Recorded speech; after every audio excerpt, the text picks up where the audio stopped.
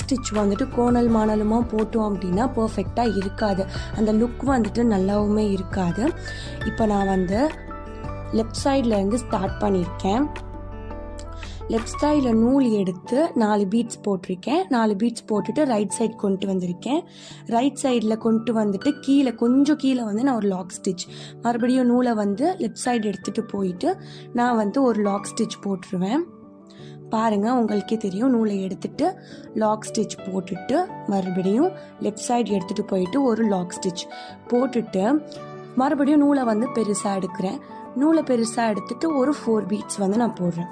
4 beads போட்டுட்டு மறுபடியும் right side கொண்டு வந்துட்டு லாக் ஸ்டிச், அப்புறம் லெஃப்ட் சைடு எடுத்துகிட்டு போகணும். லெஃப்ட் சைடு எடுத்துகிட்டு போயிட்டு மறுபடியும் ஒரு லாக் ஸ்டிச், அப்படியே மாற்றி மாற்றி வந்து நம்ம கொண்டு வந்துகிட்டே இருக்கணும்.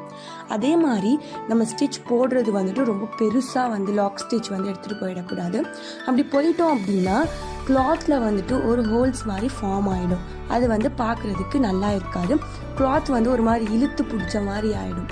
ஸோ எப்பயுமே வந்து லாக் ஸ்டிச் வந்துட்டு கொஞ்சம் குட்டியாக தான் இருக்கணும்.